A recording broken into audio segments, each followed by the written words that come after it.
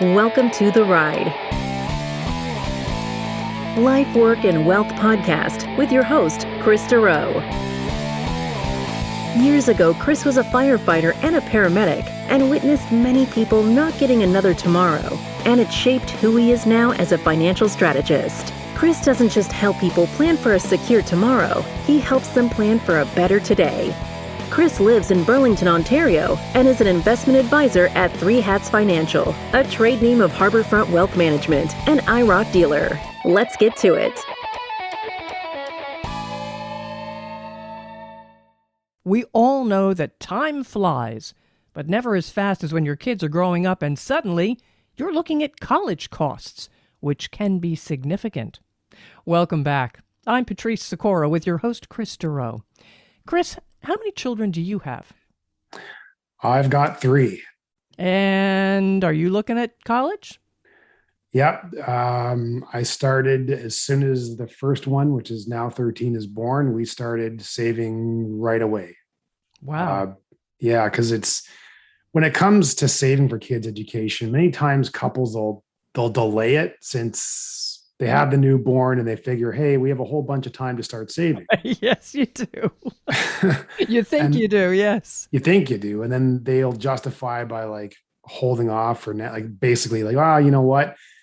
We're on maternity leave right now, or one of us on maternity leave or parental leave, and we'll get to it. Or then after that, then it's, well, yeah, but now the child's in daycare and that's a significant cost. So we're going to wait till that's done. And then we're going to really start socking away for their education. And then after daycare is done, the child now starts in sports, or there's now a second child that's born, or a third child. And you kind of see where I'm going with this. And like I mentioned, I've lived through this. I have 3 myself. So one of the biggest problems with setting goals, especially financial ones, is that we're really, really bad at imagining our future selves. And we obviously do the same thing kind of with our children. Like, we expect when they're first born, you expect that you have all this time. And I can relate, like when my first daughter was born, college was really not on top of mind because she's just so young. So you're thinking that, okay, we have this time, but I can tell you by the time I had my third child, we had a pretty good idea how fast the years were going by. And, and now with my oldest turning 13, I only have 4 years left to contribute to our RSP and get the grants. And I'll explain this more later in the show. But the thing is many parents in Canada, they're not using the RSP and they're missing out on all kinds of basically free money. And it's just really important that they start using it as soon as possible. So to give people an idea, the cost today of post-secondary in Canada, so including like tuition, textbooks, living expenses, can be anywhere between $10,000 to $20,000 per year per child, which means potentially for a 4-year university program, like you're looking at over $80,000 per child. Mm-hmm. Yep. And most people just don't have that money lying around. So every bit you can get from the government helps. And at the end of this show, you'll be surprised to hear how much this can add up over time, because I'll just go through a quick scenario to give you an idea. All right. Now, you mentioned the RESP. What is that? So they're called the Registered Education Savings Plan. And today we'll go over the benefits of it, what it is, why it's so important to start it as soon as you can. You're going to hear me mention that a couple times a day. Another big one is what happens to the money if the children don't go to school, because that's a fear for people. And a tip to investing in the RSP I'll share at the end. And then once again, I'll just mention to you I'll go through a scenario of how much a child will have by the age of 18, approximately. Okay. So, back to what an RSP is. It's just a tax shelter. It's one of the best ways to save for a kid's education in Canada, by far. It's a tax shelter plan, helps you save for their education. It has flexibility, tax-deferred investment growth. You get grants from the government. And the two biggest things of it is that it's tax advantage and the grants. But is there just one type? There is 3 types. So there's an individual. It's pretty straightforward, just in the sense that anyone can open the individual RSP and contribute to it. That can be a parent, grandparent, uncle, aunt, godparent, any of that stuff. The second one's a family RESP. Is a family plan. So you can have more than one or more beneficiaries, meaning if you have more than one child, you're definitely going to want a family plan. and they have to all be related to the contributor or formally adopted. And the beneficiaries all have to be under the age of 21. But the family one is by far the most common. We open family plans for our clients, even if they've only have one child, because if they plan to have more or they're not even sure, we'll always open a family plan because it just saves a whole bunch of headache and that hassle to them, opening or taking an individual one and moving it to a family plan later. So we open that regardless. And then even if they decide to only have one child, it doesn't make a difference. So the family plans are the way to go there. The third one is the group RESP plans, where one child is the single beneficiary. And there's like, you have many people not related, but you have a bunch of people putting money into the pot, kind of contributing to this plan. Okay. And the beneficiaries share the pooled earnings of these investors with the children's, the same age type. So basically, you sign up for it, your kid's part of it, you're contributing, so are other contributors. And once a child hits a certain age, they get a certain benefit in that. These group plans, they tend to have more restrictions and rules than the other plans. And if you Google these, unfortunately, some of these plans get some negative comments just because of these restrictions. So it's just important that if you go this route, that you just thoroughly read the contract. There's specific companies that sell just these RESPs. That's all they do. So, all right. Talk to me about the tax savings. Yeah. So one of the huge benefits is the tax savings. So you can literally save potentially thousands of dollars of taxes that can be saved when investing in these. And what I mean by tax advantage is that the CRA will cut Canadian residents a tax break in order to encourage them to save for the child's education. And this can be an apprenticeship, a trade school, or university. So it's important, since many people think that it has to be a college or a university, because I'll just go on a little bit tangent here. A long time ago, I used to get in debates with sometimes older advisors, since some of them would not open RESPs for their clients. And instead, they'd open in trust accounts for the kids. So their argument was, well, what if the kid doesn't go to school?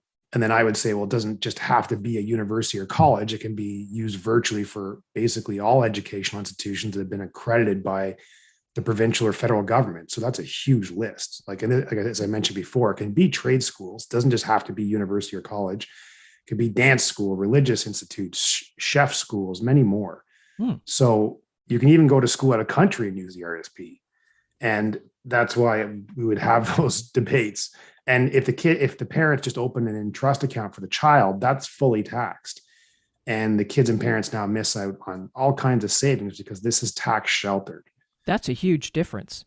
Huge. And even though you put a deposit in the RESP, it doesn't create an immediate tax break for the investor, or the parent, I should say. And you're using after-tax dollars within the account, but you're not subject to any income or capital gains or any taxes as long as the money's in the account. So it grows completely tax-free and compounds on itself, which I'll get into later. But once it's withdrawn and used for education expenses for the child, tuition, housing, books, living expenses, they're extremely flexible on that. The investment gains will be subject to taxes, but since the student, it goes in the student's name, their income is zero usually, or very, very, very little, or non-existent. So they end up paying next to no taxes at all, or maybe very, very little. So okay, that's how it works. And that is just a huge difference than if you're just investing it in something else. So what assistance does the government provide here, Kris? Yeah, that's a big one. So that's one of the big advantages is tax savings. The second is definitely the grants. And the grants, basically free money from the government. So that's huge. And they're called the Canadian Education Savings Grant, CESG, as you'll see that abbreviation a lot. And that's basically a program that matches 20% of the RSP contributions, up to $2,500 you're allowed to put in the account per year for the child, which means you put that $2,500 in, and each year you're getting $500 back. And that you can get up to $7,200 of that from the government. Not bad. Yeah, well, it's basically $7,200 of free money, but then that grows tax-free over the years. So it adds up to be a significant amount. And with these grants, it's important to know that so each year you're putting that $2,500 in, you get your 20% at $500. But if you miss a previous year, you can go back and catch up on previous year grants. And this just allows you to go back and grab any room that you missed. So that's good to know for a couple or an individual that has a child that they maybe started the RESP later and the child say 8 or 9, is you can just start doubling up and contributing $5,000 a year and getting $1,000 in grants until you're caught up. So okay, that's why it's just so important. I always recommend that it's so important just to open this as soon as the child's born and put in whatever you can. And I'll just add too that it doesn't matter how high level that of income the parent makes, everybody gets this. So there's no income restrictions on this. okay. And what I also like to mention too on this is like, think of that though. I tell my clients, you're basically getting a guaranteed 20% return on your money, since you're putting that 2,500 in and now you're getting that 20% grant. And then that's guaranteed. Now you're obviously invested in something in the portfolio. So now you're getting something on top of that 20, like the 20% is guaranteed. And then also on top of whatever return you're getting on your investments. So it's pretty big. And another reason to start as soon as possible is with these grants is that once a child is over 17, you can no longer receive the grants. So it's very important to make sure you're grabbing all of these before the child and top them all up before the child's 17th birthday, because then you can no longer get the grants. You can still contribute to the RESP, actually up to the 31 years the account's been in existence, but you're not receiving grants. And that's the big thing. You're not receiving that after the 17th birthday of the child. That's interesting. All right. If your kid doesn't go to school until 18, 19, college, I mean, you can just put money in, but you're not going to get the grant. Yeah. And I'll go through a couple things around that later. The only other one thing I'll just mention quickly is like, although the topic of this episode is aimed towards the benefits that everyone's eligible for, regardless of income, I will just mention quickly here that lower income families, they're eligible for even more grants than this. And as well, children from low income families, the threshold is just under 47,000 of household income, that they're also eligible to get another thing called a Canada Learning Bond, which is basically they're adding another $2,000 to the child's RESP. But that's not bad. That's not bad. Yeah, I'm just touching on that briefly. But like I said, the topic of it today is just what the benefits that everybody gets. So, all right. So talk to me about investing. Yeah. So investing, this goes back to the point I just mentioned, that you get that rate of return of the 20% grant you're given. And meaning that an advantage of the RSPs is the funds in the account may be used to invest in a whole different slew of different investments, such as mutual funds, ETFs, GICs, stocks, bonds. And usually these funds are invested more aggressive when the child's first born, since, well, if you're opening it when the child's born, which is what you hopefully are going to do, you've got 18 years or a bit more until these funds are accessed. And that's a long time. So you want to make sure that you're investing in something that's getting you a decent return. Of course, the whole thing is the risk level has to match what you're comfortable with, but it's just giving you an idea. Like, the money's not sitting there for 1 or 2 years. It's sitting there for quite a while. But as the child gets closer to 18, you need to start decreasing the risk level of the account. So there's actually even some mutual fund companies out there that have funds that automatically start decreasing the equity and adding in more fixed income automatically as the child gets older. You simply just, sorry? No, go ahead. You simply just pick the year you believe that the child will start accessing the money, and the fund company has a fund that will line up with that year. The funds are called target date funds. It's just an option for RESPs that work pretty well, because then it automatically avoids the account being too aggressive when the child is close to using the money. So, Patrice, why it's so important to pay such a close attention to the risk level is, I remember in 2008 seeing people that had RESPs for their children drop by 20 to 30% because the risk level was never changed from when the child was first born. Oh, Wow.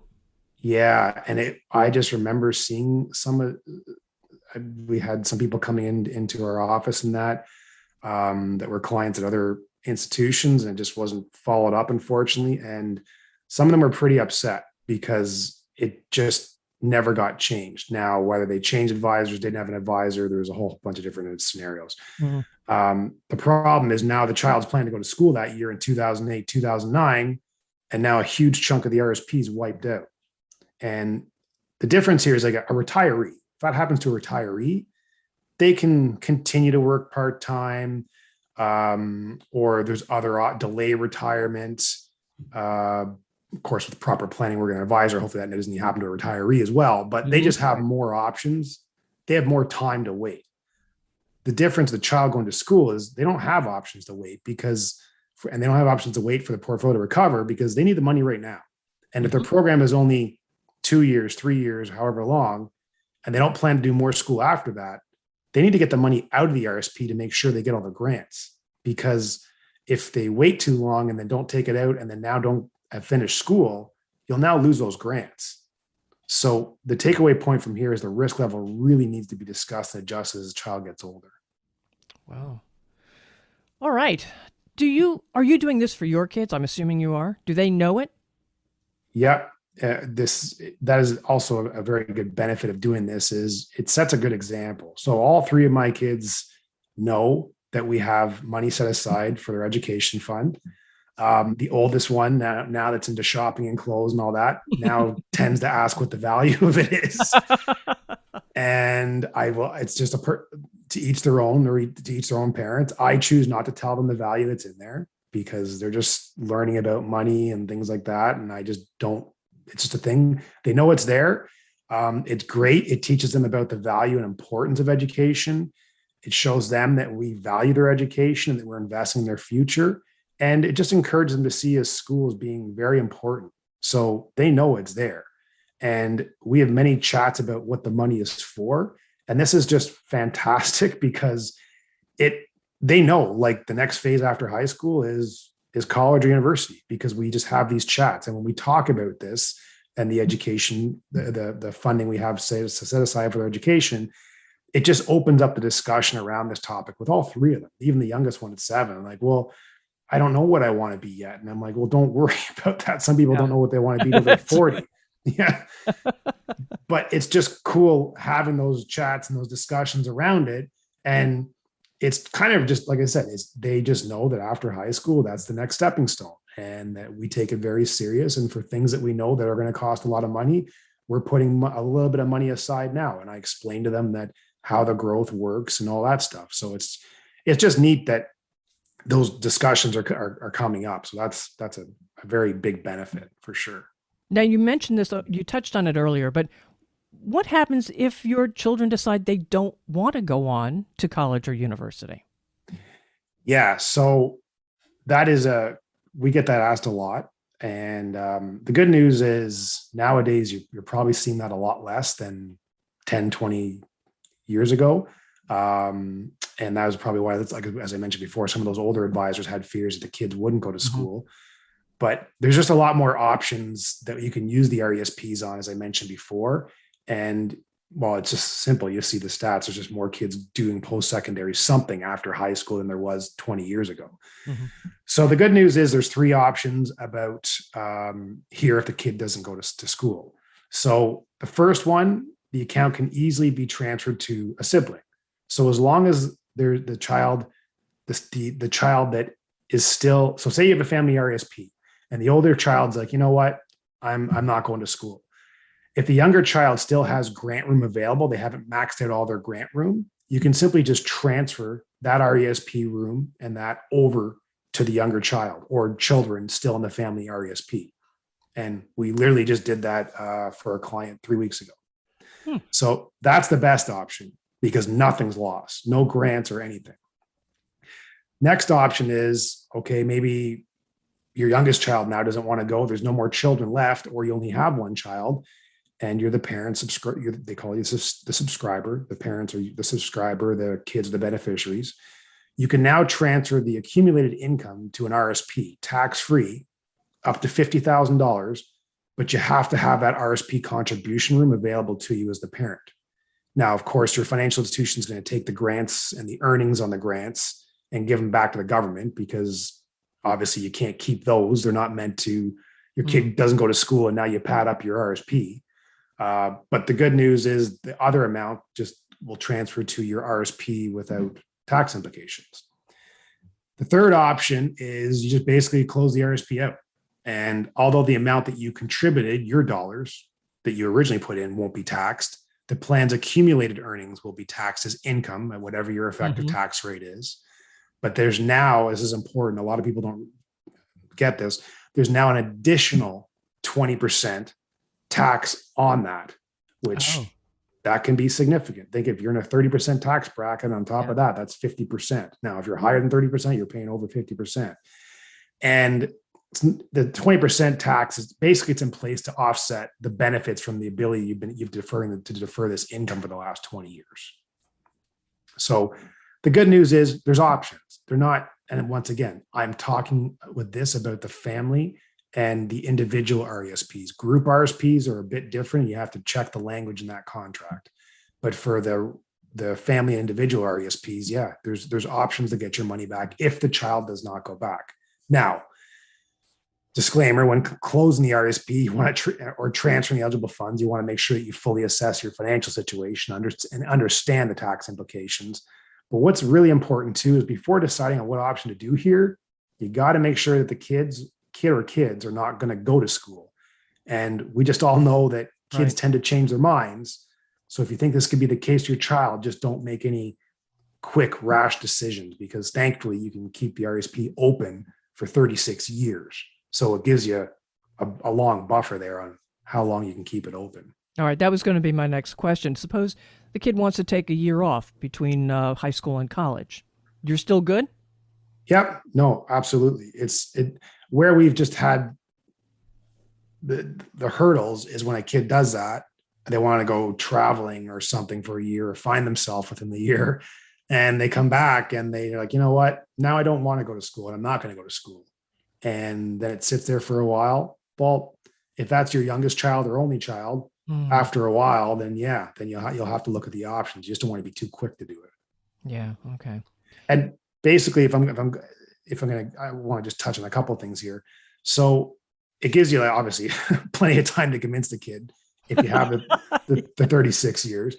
But since I'm touching on how long you can keep it here open, I'll also add a couple other things here that you can contribute out of your dollars up to a maximum of $50,000 over the RESP's lifetime. And just to be clear, that's $50,000 of what you put in. It doesn't count the government grants or investment returns. If you go over that $50,000 of your dollars, it's the same penalty as a tax-free savings account where you're charged that 1% penalty from CRA each month. So obviously you want to make sure that you don't go over that. Patrice, this is one thing, is that there's no limit on how much you can contribute in 1 year, but you never want to ever put the full $50,000 in 1 year or even 2 or 3 years, which you can do, but don't ever do that. And the reason is you're only getting grants for 1 year. So if you put that $50,000 in all in 1 year, which you could, well, you got your $500, but then now you can't get grants going forward. Oh, I see. Yeah. So when couples come, and this happens quite often, because when couples come into a lump sum and they want to put it all in the RSP because they don't want to spend it, I get them only to contribute enough to max out the grants for that year. So $2,500 if they have already received all the grants from the previous, like they'll put in $2,500 if they're caught up on the grants, or if they want to catch up, they can put in the $5,000 and catch the previous year grant. Right. Okay. Which I already mentioned. But basically, what I'll tell is I'll recommend to couples, they put the other amount in if they have room in their tax-free savings account or somewhere else to hold the money until the following January, and they can now do another year of contributing this money to the RESP. So and gradually over the years, put it in. Yeah, it's important to plan this out and just not to do those large contributions over the eligible grant room, or you're just going to simply be missing out. And we've had numerous examples over the years where our clients get an inheritance from the grandparents or passing away, and they just you know what, we just want to just put it all in the RSP so it's done. But we obviously help them plan around that, because they're going to miss a whole bunch of free money from the government if they do that. Right. Okay. What other ideas you got? Yeah. So one tip I'll go over, as I mentioned, is that and I know in podcasts, I try to, because a lot of times people are listening to this in the radio, driving to work and things like that. I try to kill people with numbers, but I do have to mention a couple here to get my point across. So here it goes, is if you contribute the $2,500 each year for 14 years, you're going to receive that $500 in grants for those years. And that means at that point, you'll have contributed $35,000 of your money, and you will have the grants of up to $7,000 you would have received. Mm-hmm. Now, there's only $200 in grants remaining. Remember, I said the lifetime of the grant, $7,200. Right. This means in year 15, you would only contribute $1,000 to get the last $200. So now you've maxed out all the grants. This means you've contributed a total of $36,000 over 15 years and gotten all the grants, but the limit is $50,000. So you can still contribute $14,000 once you've caught up in the grants. And what I recommend is that if you have a TFSA as a parent and you have room, I would actually put the $14,000 in that as opposed to the RSP. Since once you've maxed out the grant room in the RSP, the remaining $14,000, the contributions will it can still go in it, and it grows tax-free just like a TFSA. There's just more restrictions on the RESP, and why put the money in there if you've already received all the grants, but you have the room in the tax-free savings account, and you're still going to grow tax-free there, but it's way more flexible and unlimited on what you can use that money for. And you can still use it for the child's education versus putting that in the RESP. And if the TFSA is filled up, by all means, you don't have that room, then just put the $14,000 in the RESP. And once the grants have been maxed out, you can just put that $14,000 lump sum in all at once. We don't have to worry about little bits every year because the grants are maxed out. So that's just something that I've seen over the years, that people just continue even after the grants, maxing out the RESP. But if they have all this TFSA room, they might want to look at that. It sounds like a good amount of money, definitely. But we know college costs are just going up. Yeah, significantly every year. And well, you know, tuition costs even better than we do because on the US side, your tuition costs are significant. They're ludicrous. Yeah, but Canada's is catching up. Like they're going up quite a bit per year too, and it can be significant. Especially, you and I were chatting before about a couple that we had where they hadn't planned, and they had 3 kids going to university within 24 months of themselves. Wow. And they just hadn't saved as much as they would have liked. And that's a big bill. That is a huge bill. Yeah, huge.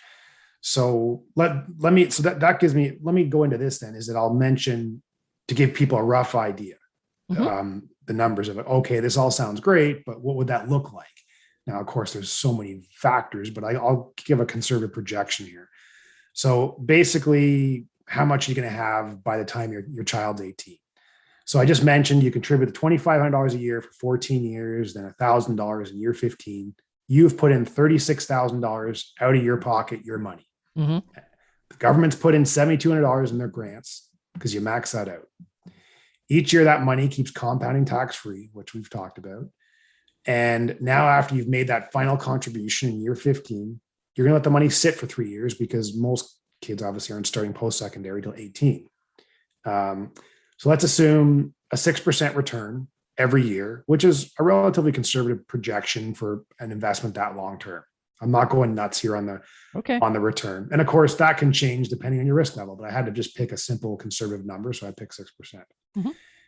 After the 18 years, the RSP is worth almost $86,000. That's a lot of money. So keep in mind, you have only put in $36,000, but you now have close to $86,000. That's the power of the tax sheltered investments on top of the free grants. Mm-hmm. So that's a good amount of money to have ready for these kids, especially when you have multiple kids like me. And I max out every month, all 3 of them. I have since they were born, because I just knew that life wasn't going to get any cheaper as they got older. So I just started that, and then you just kind of get used to it. So Patrice, that's mostly it. So hopefully today I've given parents a bit of a kick in the butt to start maxing out the grants if they already have RESPs, because a lot of parents don't. And I get it. It can be, cash flow has to be there.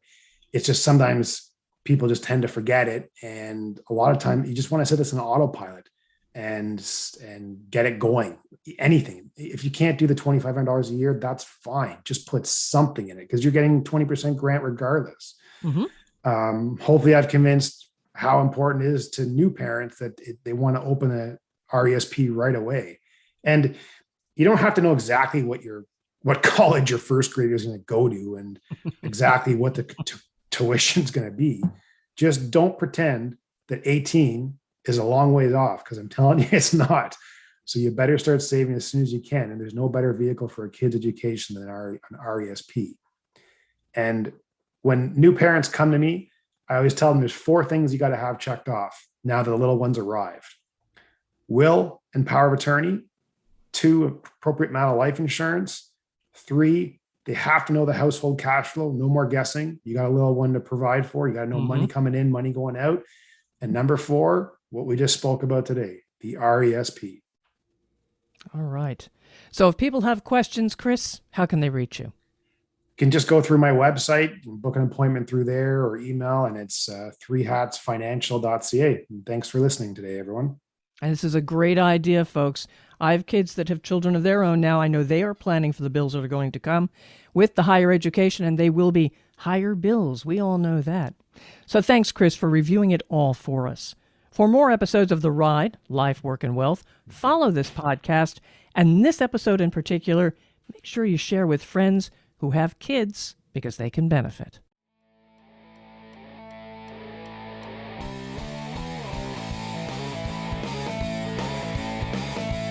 Thank you for listening to The Ride, Life, Work, and Wealth podcast. Click the subscribe button below to be notified when new episodes become available.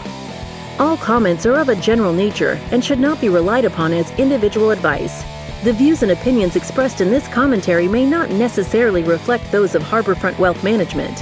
While every attempt is made to ensure accuracy, facts and figures are not guaranteed. The content is not intended to be a substitute for professional investing or tax advice. Please seek advice from your accountant regarding anything raised in the content of the podcast regarding your individual tax situation. Always seek the advice of your financial advisor or other qualified financial service provider with any questions you may have regarding your investment planning.